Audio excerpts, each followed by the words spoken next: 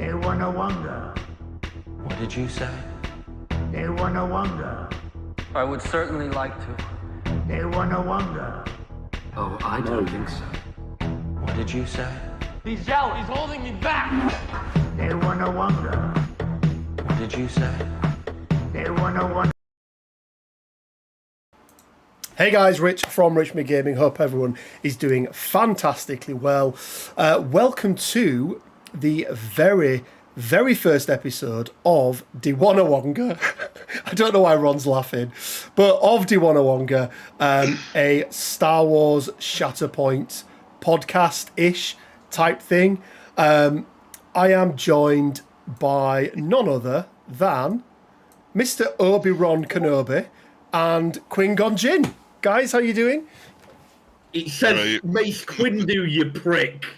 Have you changed your name? Yeah, it's Mace Windu now. Oh well. Also, Hope everyone... Wanga. So guys, we thought long and hard about the name for this. Well, me and Quinn did, should I say. And we went back and forth. And then Ron just went, what about Wanga? And when we looked it up, it's like a Hutties or a Huttess, greeting basically. So Wanga to everyone. Hopefully you like the new little logo that we've got. Answers on a postcard for who is who. But, you know, I think we're in about the right positions. So guys, this one is going to be a little bit different as a show, purely because it's the first ever episode. We're going to put a little bit more structure to it as we go forward, but it's going to be about all things Shatterpoint, a little bit like what we do with the Weekly Bugle. But we thought, as this was the first episode, and as we are, I've put a month in the title, but I don't know, month-ish, maybe a little bit longer since we've had it on TTS. Really just to talk about our initial thoughts on the game, what we love about it, what we maybe don't love so much about it, any particular powerful combos of squads and strike teams that we've sort of been playing. But I mean, real quickly, Ron, how many games in are you now? Maybe 50. 50 or so. Quinn, about the same? Maybe 50, I think you're probably... 50. I think you're probably more, yeah. Well, because I've been playing a lot of games with Troll as well, so... There we go. There we go. So, you know, we're into... It's fair to say, I think, like the hundreds of games between us. So I think that's a good amount of games, isn't it, to be able to give some feedback and things. Now, some of the characters... some of the units, sorry, not characters, some of the units, we have only had, you know, for a couple of days with some of them. Some of them we had for a bit longer. But I want to start, guys, with the core box, first of all, because we've all got our core boxes now. We are in varying states of painting of them. I decided I was going to build a terrain board the weekend that mine turned up, which didn't really seem like the most sensible thing, but I am ploughing on and starting to get through them. But Ron, starting with you, $165 price point. You know, nobody in the world has paid that much for this box so far. What are your initial thoughts on the core box as a starter pack for somebody coming in to a brand new game? Honestly, it's probably the best starter set I've come across in any system ever. Really, like, gives you everything. Bold statements. Like bold statements. Everything you need. Literally, if they added another set of dice, another set of tools, and another token sheet, you could happily buy this as two people. It's that good value-wise. Yeah, no, I think that's fair. Quinn, what about you? Well, you know, it was a very difficult investment to justify for me, given the cost. Yeah, it is a really good starter set, as Ron mentioned. A few more dice would have been nice, especially considering Maul is in that box and can probably roll double the amount of attack dice you get. But overall, yeah, it's a really good box. everything that's in it can be used. It's not like, a Leviathan box, for example, where you can only use half the models in it at once. Obviously, you can only use half the models in this at once, but you can use Quinn, them you all say in that. conjunction with each other. We've got some game modes where you can take all the models to an event, right? Well, That that is is one going of to be that's going to be the event format going forward. I feel. I think like the couple first events is going to be standard strike team. I think after that it's going to be 4 squads. I agree, and we'll get on to that sort of, let's call it the competitive event sort of setup and how we think. Obviously I got hold of a copy early via the guys at Leodis. I got hold of their demo box, and Neil, who owns the shop, I built everything up. We built some on a live stream, went over, took it over, and I gave him his first ever demo game. And there was a couple of things of note. And this is purely from a demo box side, but first of all, Quinn, you're absolutely right. Dice. The first attack of the game, he did not have enough attack dice, I think it was, whichever way around it was. He didn't have enough dice. Got to be attack. Yeah, he didn't have enough dice, right? To do things. I can't remember who it was that did it. Will But, be Gar. yeah. Also, only one set of tools in a demo box for a store. That's a real pain in the ass. That's a real pain in the ass. And then my only other gripe with it, and it's a little thing, right? And all my tokens will be replaced anyway, but is I hate double-sided tokens. I hate that the conditions share. It's like, come on, guys, we've paid $165 for this. Surely you could have printed out double the amount of tokens when it comes to conditions. So we could have. My biggest gripe is there's no 3. That's the big one. Yeah. 1 damage and 5 damage is it's unreal. Like 1 and 5, it's crazy. 1 and 5 is absolutely crazy. I also would have liked if the struggle tracker was ever so slightly shorter so it would fit in my goddamn box. That very much feels like a you problem, Quinn. I'm going to make it everyone else's problem. But let's have a quick look. Glyn first. Hey chat host, there we go. John Vickery, hope you're well. Phil, hope you are good, buddy. Just in the weekly cantina, the semi-biannual, occasional, sporadic Jedi Council, love it. Daz, hope you're well. Jess, hope you're well. Who else we got? Alvaro Velez, hope you're well, buddy. The Real Wizard, hello. Wookie Mark, great name, by the way. We've also got guys, I found a wild Web Warrior Protocols in the in there as well. So yeah, hello to everyone, welcome. But yeah, overall, guys, I completely agree. I think when I first saw the price point, I was like, dear Lord, like, that's expensive. But actually, maybe you need 1 extra pack of terrain to go with it to really have a more thematic kind of thing.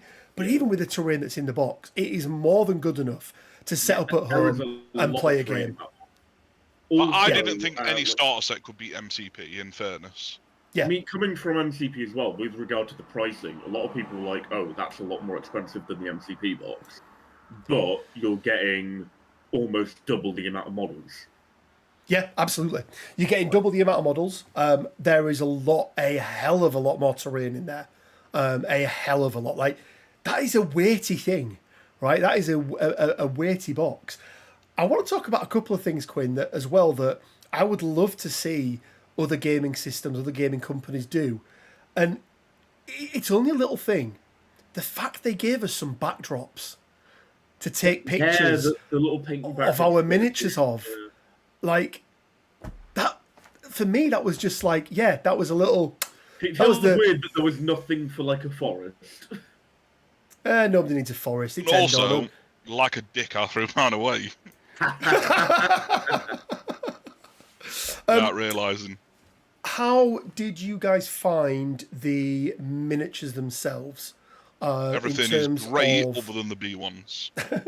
Well, I actually didn't mind the B1s. Like, once you got your head around how to do them. Ron, you've put Legion B1s together before, right? Like, those things were absolutely... Ron's shovels. Ron's shovels of hands. Not built for B1s. But in terms of mini quality, like, I actually did some side-by-side comparisons looking at the instructions of the MCP core box, looking at how they were in terms of model quality. Yeah, and compared to what we've got now, and I think, you know, we give them grief when when we think it's just. I think we've also got to say they have upped their game significantly when it comes to not just the sculpting of these models, but how they've managed to sort of make them and the number of parts that are in there, and there's Captain Rex would have been like 28 pieces in the MCP core box, right? If he was in there. Quinn, MCP is a weird one. MCP is a weird one. They're like either really simple or they're overly complicated. Yeah, it is weird. You want some shoulder pads there, Zemo, do you? It were elbow pads. Elbow pads even, yeah elbow pads. Well, other than the B1s, I think everything's great. Not many mold lines. Really when you compare them to the Legion sculpts, they absolutely blow them away. The actual posing of the sculpts is really nice. One of the things that I really like is the amount of options that you get with the kits. Just you've got ultimate heads for it's 3 of the characters in the core box, I think, because Kalani doesn't have one from the primaries do. Also, you've got different weapon loadouts and stuff like that. And just having that extra bit of posability is quite nice to have with, AMG, which isn't really known for that sort of thing. I also think that even if you did want to, apologies, living in the north, it's just a normal sound for us. Even if you did want to actually do things with them, if you wanted to change the position of their arms, Quinn, you did it with Bo-Katan, right? You took Garsax's shield, put it on Bo-Katan. Because a lot of the main connection points, most of the characters have torso, arms, head, 2 legs. So it makes it a lot easier if you do want to change things up a little bit. You've got that ability to do it. Whereas once again in MCP, a lot of the connection points were not where you think they would be. So I do think it makes it a lot easier. Carrying on with the core box then, guys, what are your thoughts on the squads that you get in there and the complexity of them, how easy they are to pick up, and, again, comparing it to MCP, it felt like the two rosters that you got in there, they were very, very different, but they were quite basic in terms of the rule sets that the characters come with. Do you think AMG did a good job this time round, and can you see a lot more complexity coming with future characters? Yes and no. I think if you're a clone player going into the core box, you're going to be very disappointed. If you're a droid player going into the core box, you're going to be very happy.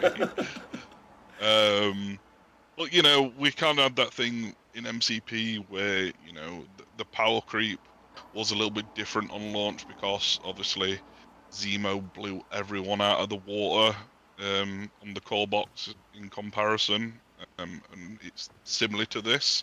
Luckily, they released Dooku and Obi-Wan at the same time, and that just balanced it straight back out. Yeah. That made it so there were 3 rounded synergistic strike teams in the game at launch. Yeah. Whereas if it had just been the core box on launch and maybe the Dooku Obi pack the next month, I don't think the game would have released in a particularly healthy state, because just from the core box, the only real synergistic strike team you can make is Mandos. And Mandos aren't super synergistic to begin with. They're just stronger together. They are stronger together, but also, they trigger off the other characters in their own unit. Yeah. No, I do agree. That was probably my only criticism of the characters and things we got in the core box, is it felt like they'd given you 2 strike teams that, and essentially, you got 1 red team, 1 blue team, right? That's how they're set up. But it felt like that you would never play the 2 squads that you got for your side together once you got more things. Because to your point, Quinn, there's no synergy at all, is there, between either, okay, Maul goes anywhere, but, Gar Saxon and his commandos, and then you've got Bo-Katan and her Mandalorians. And yeah, obviously it didn't feel great, but I do agree, Ron, the fact that they did release Obi-Wan and they did release Dooku at the same time, I think balanced that out quite a bit.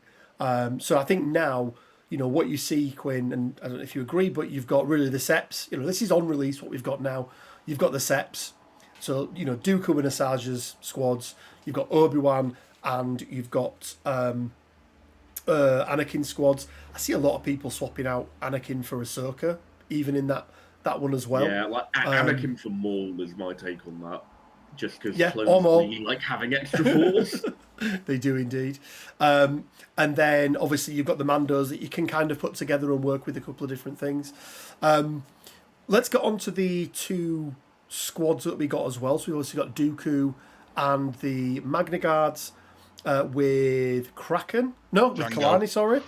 Jesus. Django. Django even, yeah. And then we've got obviously Obi-Wan with the 212 and Cody. Ron, you've already mentioned how important it was that they brought them in at the same time.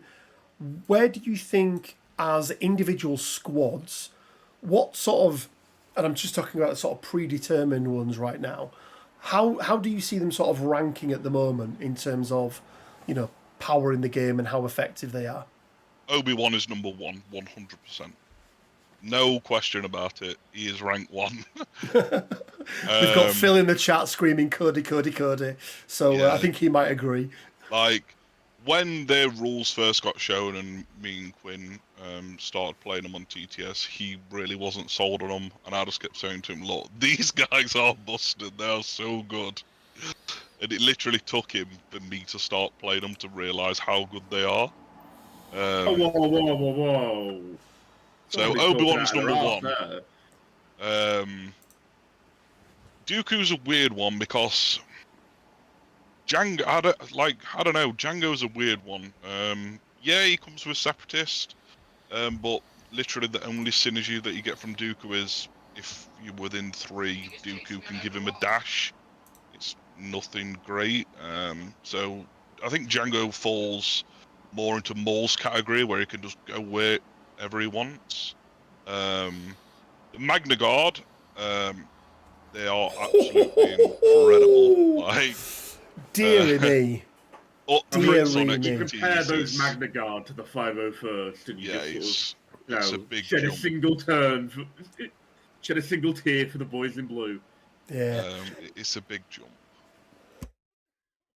Yeah, I do think so, and I would agree that right now, when we talk about within their predetermined squads, we're talking about Ahsoka with the Mandos, 501st with Anakin, etc., etc.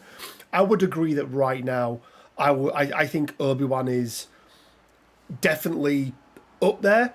I think for me, Asajj with Kalani and the B1s did just pick them out until they fucking changed cover. And all of a sudden the stock of that identity on Obi-Wan just shot through the roof, didn't it? It gave the clones a real identity, which I didn't feel like they had before. I feel like that is what made clones viable. Obviously, when Ron and I were sort of getting a feel for the game and I was sort of trying to butt my head against clones, those rules weren't in effect. And I think now that they are in effect, as you said, it gives clones more of an identity, but it also gives them a big boost in power. Like having easy access to Hunker is and retaining that Hunker as well. Like that's the other big thing. It's giving you like a 50% increase to dice against ranged attacks, pretty much, which is like a big leap. Yeah, it is really, really big. So guys, you've played lots of games.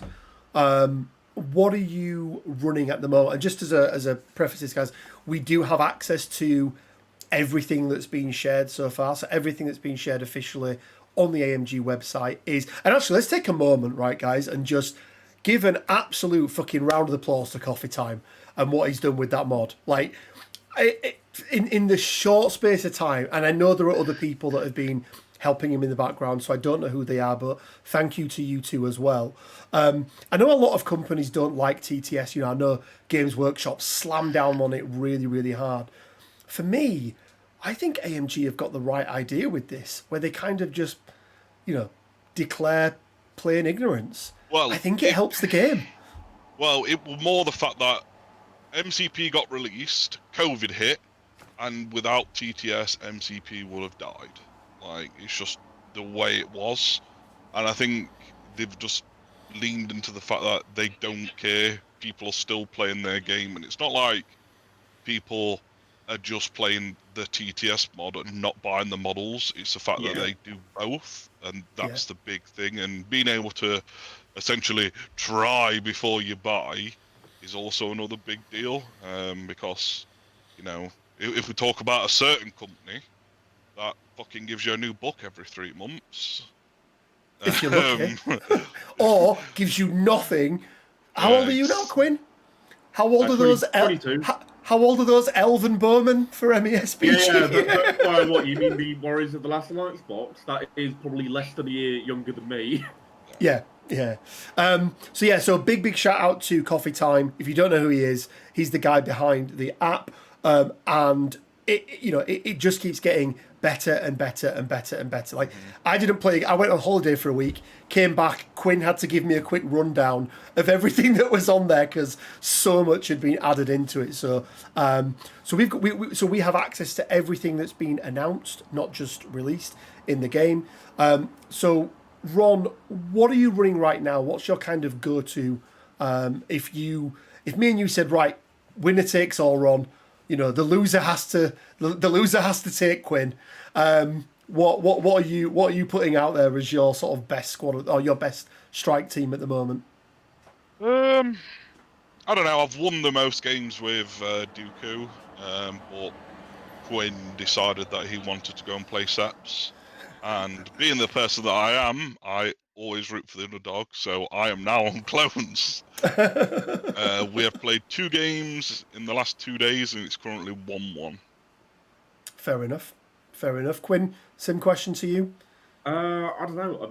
I've been playing everything. Like, I think I'll end up running Seps just because of like what I'll end up painting earliest. Like I've got that's more... also a thing. Yeah, exactly. Like, I've painted my clones. I've got more than the 212 fully done. I've got like both the Clan Crees done and like Kalani's basically there. But I think for ease of painting, like Seps are the one for me. So they'll probably they're what I am most sure of having done. So it probably will be Seps that I run. But I've been playing everything. Like I played a lot of clones with like Maul, Obi-Wan, Commandos 212, and the 2 clone secondaries. I've also played a lot of just the core box Mando squad, with like one of the secondary subbed out for Django. Like, there's a lot of stuff that's viable, and I do like same with what Ron and I do for MCP. We just sort of play everything. Like, we very rarely sort of hardline one thing. Yeah, I think, and again, that's what I've been doing, right? And my often thing is, I'll ask my opponent, what are you playing? And if they say Seps, I'll play some clones. If they say they're going to play clones, I'll play some Seps, I'll play some Mandos. Can't be fucked when we're in matches, man.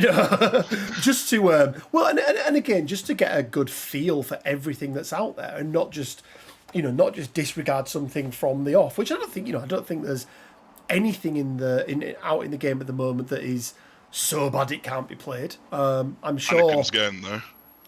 Well, Anakin's had some changes, but I think I agree. I'm sort of playing a little bit of everything at the moment. So I just want to pick up on something Angry Reviewer said here about cover. So for anyone that doesn't know, cover has changed in the game. So the rules on how you gain cover are exactly the same. So when you're gaining cover from terrain, all of the line of sight and everything like that, and some weird ways in a 3D game you do a 2D sort of top-down view, all of that is exactly the same. But there is, however, one other prerequisite now, which is to gain cover from terrain, you must also have a hunger token. So if you don't have a hunger token, you can't gain cover from terrain. So just to clarify that one, Angry Review, which because of that then, because of what Obi-Wan does, where he lets you retain those hunger tokens, he lets you gain them when you're engaged. It just basically ups the value of him, really, doesn't it? Right, I'm going to go through each 3 roles or what we call them, roles in the game. Character Primary, type, unit type. A unit type is probably the type would be. yeah. And I want you to give me your. It could be your favourite. It could be what you think is the best, but your favourite stroke best that is out right now, including stuff that has been released by AMG. So starting off with the support units, the trusty support units. I'll give you guys a couple of seconds, and I'll go first on this one, and then because secondary's coming after, and then primary's going to be last. For me right now, my favourite support unit in the game is the Magna Guard. I think for costing only 3, they do so much. The fact that you compare them with Kalani if you want as well, because he costs 5. The amount of movement they get, the fact that they only need 2 successes for 2 shoves, which is enough to get most characters off a point. If they've got steadfast, it might not quite get them off. And the fact that they just stop your primaries from getting battered in the face, basically. So that's mine. Ron, what about you? Well, seeing as you pick favourite, I will pick the best, and I think it's Clone Commandos. Clone Commandos. Any particular reason? Coordinated fire that just does a damage is really strong. Fuck you with your 1 damage! Like... Permanent steadfast, permanent protection, built-in scale so you can defensive maneuvers and climb. Like, everyone looked at them when they first got shown, and they were like, "Oh, they're only 6 health. They're really shit." Like 6 health protection is always equal to 7 without, or better. The last time me and Quinn played, when he used them, I got them to 1 health 3 times, and they just recovered back up. And I also think really people. good. I also think people often gravitate towards the combat tree on the order card. Yeah. And that's the thing they look at to judge the character by. There's so much text on those character cards, guys. Like, it's not this game, and I'm going to ask you guys this question in it, but this game is not all about dealing damage, right? It is not. It is an objective game. It is all about scoring the objectives and positioning and things like that. But Quinn, how about you? Well, I was tossing it up between 2, and Ron said one of them. Oh, The amount of damage I've done with those B1s when they just shouldn't have done anything. Oh, it's so good. Yeah, cheerful, and they just get the job done. I do like B1s. They melt like butter in the weather outside today. But only in melee, right? At ranged, with that protection as well, if they're holding an objective, because typically they're getting pushed off a point, right? If somebody's melee attacking them. But yeah, and I also like the fact that slightly bigger base means a reposition with those guys just gets you that much further. They've got a big health pool. Their actual results are really nice. A 2 success reposition is really powerful in terms of movement. And also just having the battle droid tag is worth like probably a point in and of itself with all the synergy that comes with it. Battle droid tag is huge. Battle droid tag support unit is huge. Yeah. I'm just looking. Eowyn says the Gamers Guild made a good point on that. It's an objective game that currently emphasizes good melee and control. I don't think I would disagree with that. It's very rare that I'm looking to, unless it's, unless I know that I can't push them off the point and I'm looking to score, it's very rare that I will go down the route of just doing as much damage possible if it doesn't wound a character. I'm often then looking down my other tree and going, what conditions can I dish out? What can I do to absolutely decimate, the next activation that Ahsoka's going to have, for example, and give her disarms and exposed and pin. I mean, pin, man. Pin is brutal in this game. It is absolutely brutal. What's your favourite condition, Ron? Well, it was pin, but now strain is really starting to irritate me. Strain is really good as well. On to secondary characters, and Quinn, I'll let you go first on this one. Ooh, secondaries. I'm going to take the easy one. Kalani. Oh, you Stupidly strong, force multiplier. Target, concentrate, all firepower, making every single battle droid on your side roll an extra dice. I mean, with the way you can set up your strike teams, that is 2/3 of your units and more than 2/3 of your characters on the board that are just getting an extra dice. Also, with the amount of extra just 5 dice attack prompts that the seps have for battle droids, just so much value. Bumping that up from 5 to 6 just means that you can eke out that little bit more every single time, and you might not notice it on each individual result or roll, but it adds up so much throughout the course of the game. It really does. I've run Separatist once without Kalani, and it will never happen again. The amount of and it's not just those extra dice, Quinn, for me.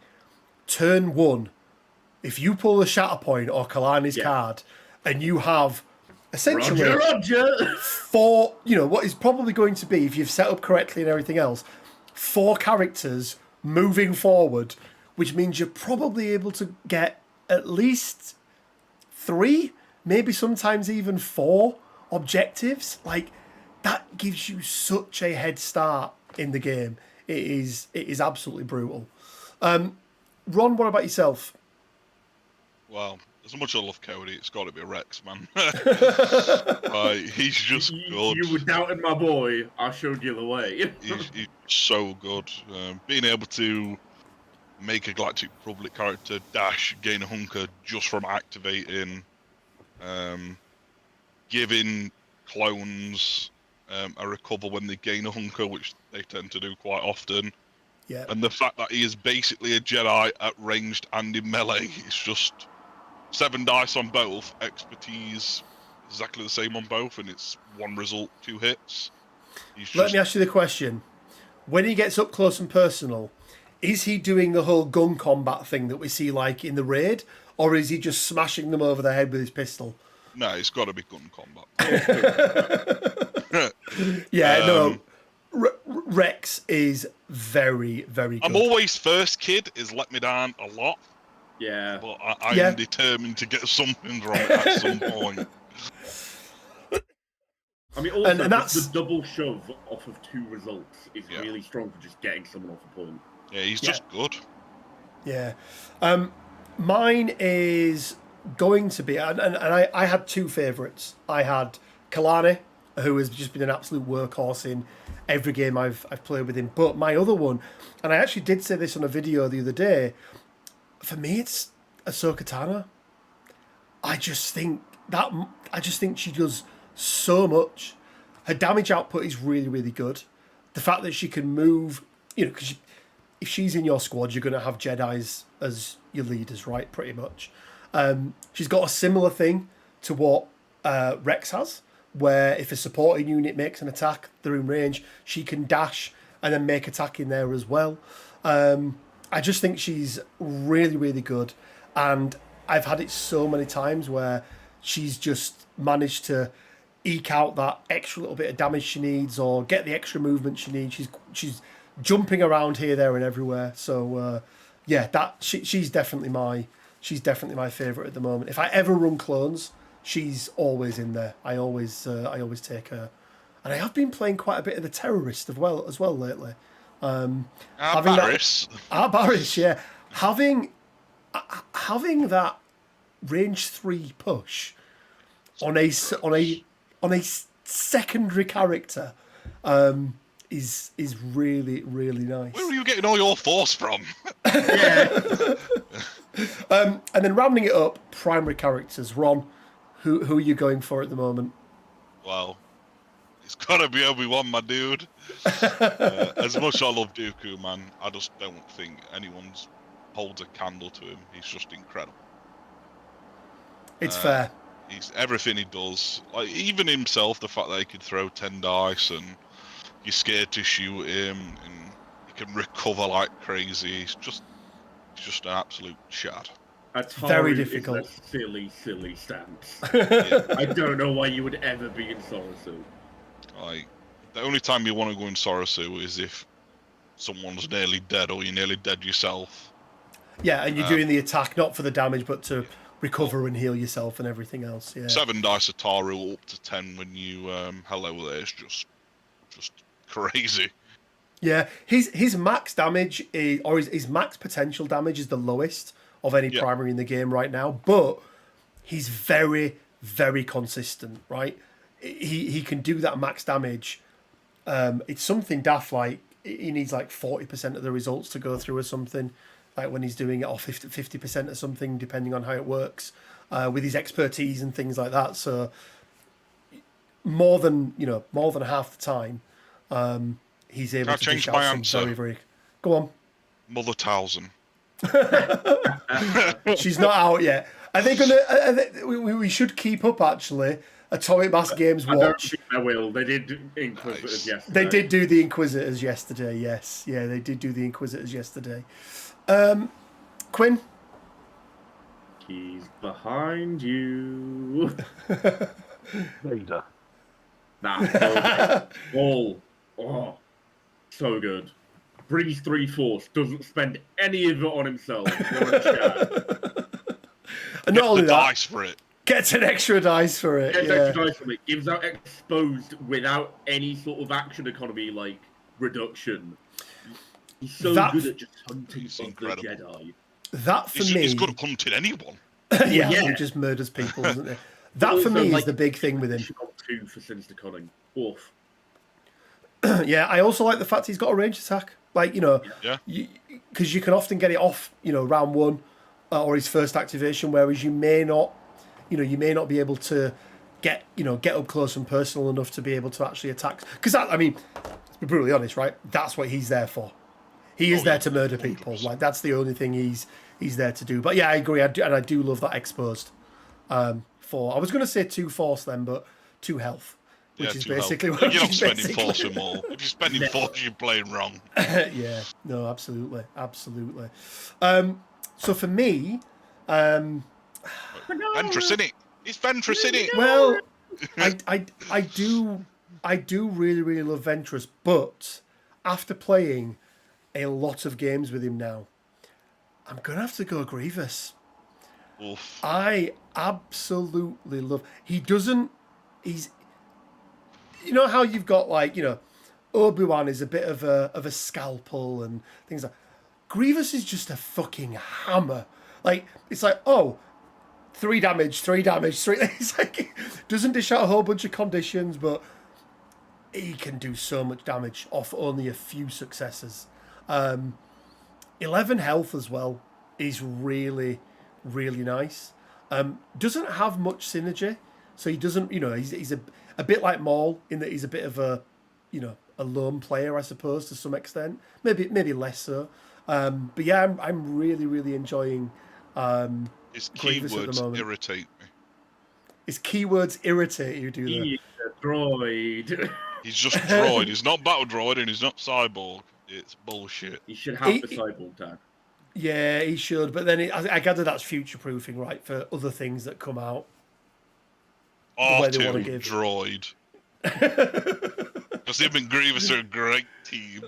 Tag team. There's your trio right there. Grievous, R2 and C3. Battle droid. Chopper's battle droid. He's got one of the highest kill counts in all of Star Wars. Highest kill count. Or one of the highest kill count for a droid. For a droid, yeah. Easily. So we've had a little look at our first cross-era characters, haven't we?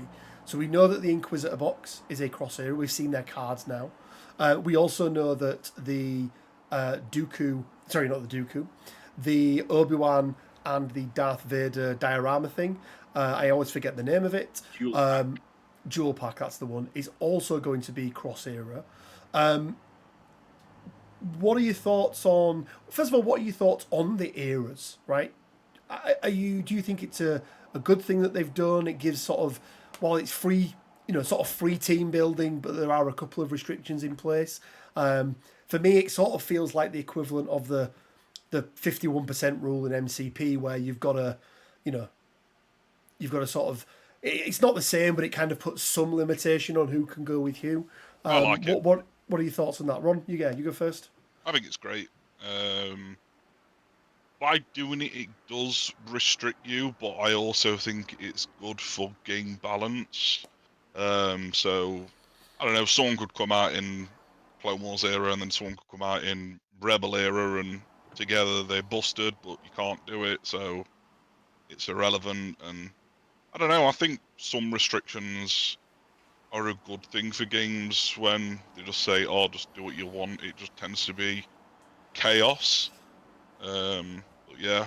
And also, I'm a very canon and heavy themed player, so yeah, being able to take like 501st with fucking Emperor, it would just anger me. It would physically trigger me. Like, well, I mean, depending on which version of the Emperor we get, there's no reason why we couldn't have I do really want proper Clone Wars Sidious taking Sheev. on Maul and Savage. I want Mischief. he has to have like a force ability that lets him jump, and it's just called.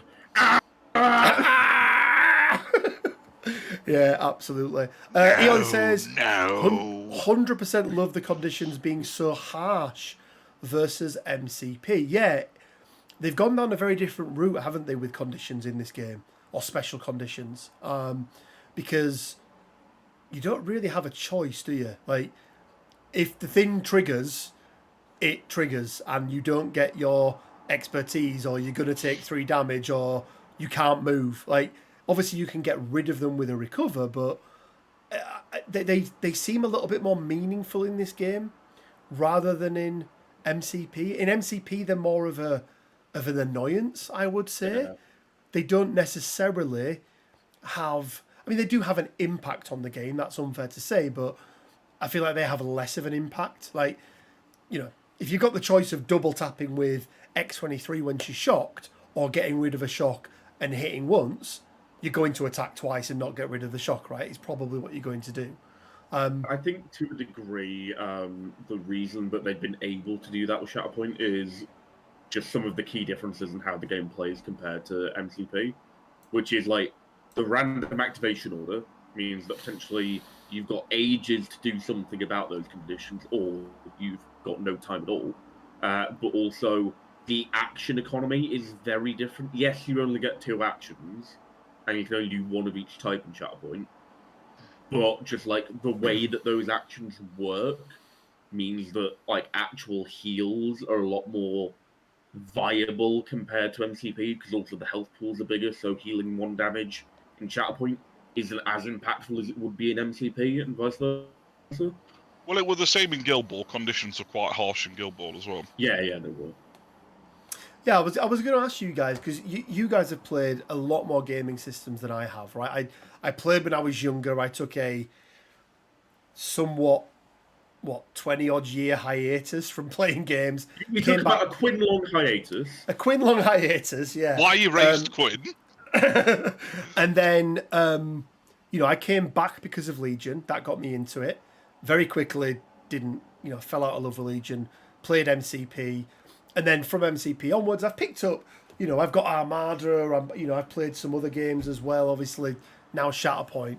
But I don't have some of the referenceability that you guys have got. But do you see influences from the likes of War Machine and Guild Ball and some of these other big games that we've had previously in Shatterpoint? 100%. Is very much, from my point of view, a mix of MCP and Guild Ball. Yeah. Like, we're a little bit of Legion. And Yeah, and very nothing reminiscent. takes anything from Hordes and War Machine, just so you know, like there's no other game That's fair. system can work like it. Quick question: if you attack an exposed character and add another exposure token, does it just add damage, or does the character stay exposed? They gain another Or exposed both. token because exposed is removed during the modified dice step, which is before results are applied. Yep, So you lose one, gain one. yeah, but you don't gain an extra damage for it. No. The only way you would do in that instance is if If it was the B1s. B1s, and that happens at the end of the attack anyway, so they would need they would need to have had another one applied on. But yeah, in game that wouldn't happen. Guys, anything else you wanna? Because we're sort of coming to the top of the hour almost. Anything else you sort of want to talk about for this one? Like any other thoughts you've had on the game? Sort of where it's at right now. I want to talk about Mother Townsend and the Night Sisters. Why aren't they out yet? But other than that, Soon, Ron. no. I think for a game that's literally just launched, I think it's in an incredible position. Both player base wise, gameplay wise. It's not that expensive when you compare it to other companies. You know. Yeah. And even if you did buy the core box and you wanted to offload the terrain, someone's going to pay you $30-40 for it, rather than buying a terrain pack. I wouldn't be surprised if we saw a lot of terrain, because a lot of people do. Quinn, if you look at yourself, right, you don't have a place to play at home, right? You don't do that. You go play at a gaming club where they've already got terrain for you that you can use. I do think it's a little bit more specific, this terrain.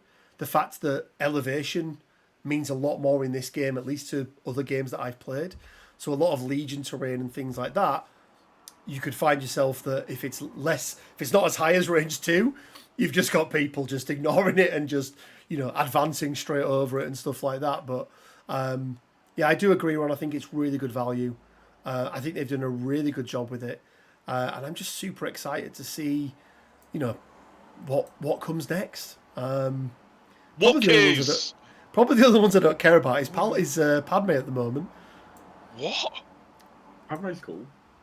But because I don't care about her, goddamn well she's going to be awesome, don't you? Like, Them she's going to be. handmaidens are I gonna be mean, incredible. yeah, but those handmaidens are going to be like 5-point cost support Like units. They're some of the insane. most highly trained assassins in the galaxy. Yeah. Yeah, absolutely. Absolutely. I want all the weird shit. I want Wookiees, I want Gungans, I want Jawas, I want Tusken Raiders. So let me ask you a question. We've obviously got small bases, we've got medium bases. Do you think we're ever going to see something on a, let's say, 60mm base that is slightly bigger? I think possibly, but I think it will somehow restrict your building. So, one that I really like the idea of is Jabba as a primary, then the Rancor that takes up both the secondary and the support and comes on like a 65mm. Can claim objectives regardless of elevation. It counts as being all elevations. Counts as being at the same elevation. I think that's like the only way they can introduce bigger stuff. I don't want them to go like too big and like. I don't want to see. I don't want to see 88 STs. I don't want to see I don't want to see walkers and that sort of thing. Like, I don't think that's the game. But I would, to your point, I would love to see some, I suppose monsters. And if there in the was going game. to release something bigger, I think it has to restrict your list building in some way. So, for example, if they were to release a primary that was big, I don't know, Chewie in an ATST, maybe he just takes up all 3 of your slots, primary, secondary, and support. But equally, how much of a hindrance is that? Because you're putting Exactly. you're putting 2 cards less into your order deck. You're activating him like way more frequently than anything else. We don't know how the game is going to progress in terms of the mission packs that they're going to release, and if the game can be played as a more attrition-focused style. I don't think it will. I think it will remain objective-based purely for the fact that there's no extracts like there is in MCP. Yeah. Oh, there's not yet. Well, no, there's not yet. I really hope there never is, because it's one of my favourite things about this game is people can't run away with shit. Yeah. Yes. The game forces you to get stuck in. So I think the only way it can progress is if it stays objective secure heavy and maybe splashes into some sort of attrition. Yeah, and we do have elements of that, don't we? You know, although he's not a great example, but Anakin, you know, he does have elements in there where he can score VPs, he can gain momentum.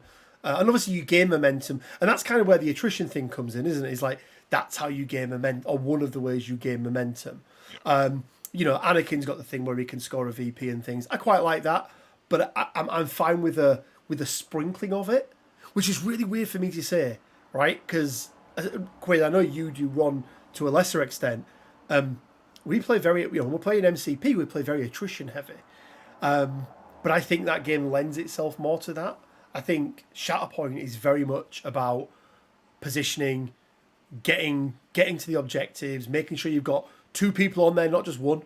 I love the way that you hold them, where it's got to be, you know, the first person to get it gets the advantage, that the next person needs 2 people on there, and so on and so forth. So I do like that side of it. It's like another thing that they've taken from Guild Ball, because Guild Ball was very, you have to score to win. Like, you can play attrition, but if you've still got no one that can kick the ball, you're still fucked. Casket time! Yeah, and let's talk about, one of the things I wanted to touch upon is taking characters off the board. We've already said we've played, you know, probably a couple of 100 games between us now. Maybe 10. Well, I was going to say, in a single game, what's the maximum number of units you've had taken off the board? 2. I've had 3 with another 2 that would have died if they'd activated. I think mine's either 2 or 3 as well. And I think that just goes to show, doesn't it, that how important everything else is in the game over damage. Don't get me wrong, getting one wound on some characters is really, really nice, right? Mandos, they're not a massive fan of it.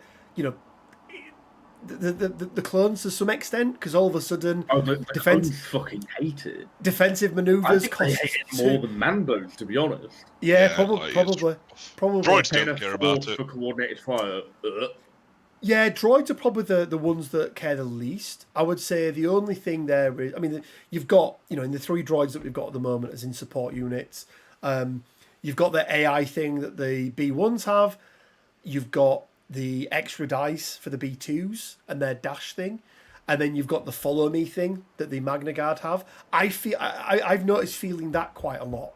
Like, you lose a lot of mobility with the Magna Guard having to pay 1. I think wounding the B2s just takes them completely out of the game. Like, the fact that you have to spend 2 force to get their 2 extra dice on all the free little attacks, out of activation attacks, just, it completely fucks them over. It makes them really difficult. Yeah, no, it does make them quite difficult to play with. And then I want to talk about your guys' experience on the actual scoring system in the game so far and how that works, because, you know, from the off when we saw it, we sort of thought it was good. We thought, you know, I personally really enjoyed the sort of built-in catch-up mechanic, but also the built-in timer to the game as well, because it's constantly closing in, right? But Quinn, what are your thoughts on how the actual scoring works in the game? Do you think they've got a really good balance with it? So I'm a big fan of the whole score tracker system, the whole push and pull, back and forth tug of war thing that they've got going on. When it comes to scoring, the only gripe I really have is some of the mission layouts. I'm not super fond of them on when they pop up. In particular, that third phase struggle that is side or that middle. Yeah, it just go down the middle or across, and it's like that feels rough. Having to pick between one of those 2, because just they feel a bit too similar to one another to be the thing that shows up at the end of the game, in essence. Like, it feels like that very much favours one side over the other. Yeah, I have noticed that the second struggle selection seems to have more impact than the third. And I don't know if that's just because of the layouts or if that is because usually if you buy the third struggle, you're no longer on separate halves of the board, right? Everyone's got characters all over the place, so it makes less of an impact. But Ron, what about you? What are your thoughts on it and how it's felt so far? I think it's pretty good. I'm not a big fan of sticky objectives. The fact that you can move away and still score them. I understand why it's in the game. I just find that there's certain units and certain synergies that just completely excel compared to others, like the droids, for example. The fact that you could basically capture all 3 of your back points, get a free move with Kalani and go and capture all 3 of the middle ones, and you don't have to then worry about the back ones. That's probably my only thing, but I think that's more to do with the fact that I've played MCP for so long, and I just need to get my head around it a bit more. Yeah, guys, I just want you to talk about, excuse me, the struggles a little bit more. I've just heard my door go, so I'm going to be right back. But yeah, just a little bit more talk about the struggles, and I'll be right back, guys. Shall we just talk about something completely different? Sure. Right, so let's just do it so that we each pick a character that is a bit more niche than, the ones that are going to come to the game, that we hope come to the game. So I'm not talking like your Yodas, your Chewbacca's, like people that are 100% going to make it in at some point, but stuff that's a little bit more sort of off to the side. I'll let you go first, Ron. I would really like Boss Nass. Boss Nass primary, Tarple secondary, just and then Gungan Warriors. That would be nice. Or you could do, like, in Clone Wars, there's the actual normal Gungan guy that became boss, right? That had the weird amulet. Yeah. Yeah, like, he could work. I like the idea of Gungans. I think Gungans work a lot more in this game than they would Legion, for example. I'd like to see more of the Separatist leaders, like Trench. 100% Trench. Newt Gumray, Poggle the Lesser. Yeah. Like, there's a lot of options for stuff. Like, with Separatists, there are a lot less combatant leaders, I find. Yeah. Like, you've only got... Like, Trench is a bit of a combatant. Like, he's got the shot cane and all that stuff, but he's more of a strategist. Rift Hampson could be like a good Separatist, like, actual fighter. What did you say? Mine has to be Pre-Vizsla, I think. Yep. Give me an actual Mando primary from the Clone Wars era, because, the Mandos in the core box are only Clone Wars era. They're not cross era. So, once we inevitably start getting, like, Din, Armorer, probably a second Bo-Katan, those guys are going to be left behind a bit, I feel. And giving them sort of, like, an actual in-era primary would be nice. And, like, Vizsla is definitely the guy to do that, He's got the Darksaber, he's got Death Watch with him. The only really questionable part of that, like, squad pack structure is his secondary, Bo-Katan's already out. But I'm sure they'll find something to do. Obviously, there's numerous Jedi that they can release. Fisto, Cardi-Mundi, Shaggy. Yeah. Yaddle, yeah. What I really want is... I want more non-primary... I want blaster primaries, that's what I want. Yeah. Like your scum and villainy types, right? Yeah. Like, Cad Bane's a good start. Fett should be coming. Yeah, definitely. Right. Oh, so yeah, this struggle does this and that. Oh yeah, struggles. Oh yeah, struggle. I heard everything, and apologies for the music, guys. I've realised my headset, when I press it in a certain way, plays the last thing that was playing, so that's why the music came back on. Yeah. Guys, thank you for joining us. We really do appreciate it. I think we've had like nearly 50 of you in the chat, so if you couldn't mind leaving a like, that'd be really appreciated. Guys, let's talk about painting competitions, because we love doing them. So, how should we structure this? Are we doing an individual character, or are we doing a squad? Individual character. Individual character. Okay. So, as it is the first ever episode, in fact, let me check this before I make this statement. Oh, God. Let me just check something real quick. Struggle.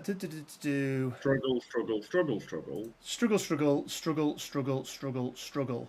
So for anyone that doesn't know, what are we doing? We on the weekly bugle, bi-weekly-ish, every now and then bugle, we always do a painting competition. It's just a little bit of fun. We take lots of different things into consideration, not only just the quality of the paint job, but a whole bunch of other things as well. And what we do, everyone that enters get puts into a prize draw, and then usually once or twice a year we'll do a prize draw and we'll give away a set, basically. So something like a squad pack, or it could be one of the diorama sets, the sort of Obi-Wan, Obi-Wan and Vader one as well. So because looking at this right now, Ron, you are the second highest ranked Shatterpoint player in the world. Quinn, you are the fourth, and I am the sixth. Swedish Trollman has more points than us, or nearly as many points as all three of us put together. So well done, Phil. You, Ron, get the honour of picking the first one. And what I'm going to say, Quinn, is it's going to be a unit. So if it's... Okay. If it's if you pick 5 first, it's got to be both 5 first characters. And what we'll do is we'll create a little group or a little chat in the Discord where you can go and submit all of your entries. Remembering this show's going to be every 2 weeks, so you've got 2 weeks to get your paint job done. So Ron, what are you going to go with? Well, in the honour of Phil being ranked #1 Shatterpoint player, it's got to be Maul. There we go. So, your painting challenge for this 2 weeks is going to be Lord Maul. I nearly called him Darth Maul then. Oh, doing him an injustice. Formerly Darth. Darth or Lord? What? The last time he was Darth, he got chopped in half. He did get chopped in half. But what's a higher rank? Lord. Lord, because he calls himself Lord Maul because he is a Lord of the Sith. Yeah. Yeah, I suppose. Yeah, that's fair enough. I'll take that. Like Palpatine only calls himself Emperor because he's got a weird, self-complex. He does have a self-complex, doesn't he? I think he might have a little bit of a superiority complex. Ron. Really, you think? Just a tad, yeah, just a tad. So yeah, guys, I know we've not broke down any sort of characters, that sort of thing. What we're going to be doing, or an element of this in the future, is we're going to take a look at probably primaries. So we'll take a look at different primaries, talk about building squads around them, where they synergize, where they work well. So moving on from this side, for next week or next 2 weeks on, we will be starting with those primary characters, going through them one by one, and talking about some of the synergies, and maybe uncover some sort of hidden gems that you might not have thought about partnering them with. But for this one, it is going to be just the painting competition. But next time round, we will be doing a whole bunch of other stuff as well. Quinn, any final thoughts? Any final words? I'm sick of Shatterpoint. I said the thing. Oh, dearie me. Dearie me. Ron, any final words of wisdom from yourself? McClunky! And my only thing is, I'm still waiting to do the double, what's it called? Tactical Network, is it? Which is the one from Kalani and Kraken? Yeah, Tactical Network. I'm still waiting to do my double Tactical Network, so I'll let you know. I'll let you guys know when that happens. One final thing, guys, I haven't forgot about. Oh, we hit 5k subscribers, by the way. We did mention that, did we? So thank you to everyone who has subscribed. It's I don't know how much it helps, really. other than feeding our ego. I think that's the main thing. But no, it really, really does help. It really shows that you guys are enjoying the content that we're putting out there. So thank you very much for that. I'm going to do. I didn't have time today to pull off the subscriber list. That out of context sounds really bad. I didn't have time I didn't have time to export into a CSV file the subscriber list. So you're gonna have, guys, a little bit more time. I'm gonna do this tomorrow, so you've got time to go hit that subscribe button, but also to make sure that your subscription is public. If I can't see it, your name doesn't go in the hat. Don't ask me how to do it. There is a really cool platform called Google and YouTube that you can put those exact words into, and it will tell you how to. How do thing. So I will be doing the giveaway. I'll just do a real quick video tomorrow, and we'll be giving away that jewel pack once it comes out. So, guys, until then, it leaves us with just enough time to say stay well, stay safe, and until next time, may the Force be with you. Wanga. They didn't hear that. Prick. You need to play the music again as the outro. They wanna Wanga. What did you say? They wanna Wanga. I would certainly like to.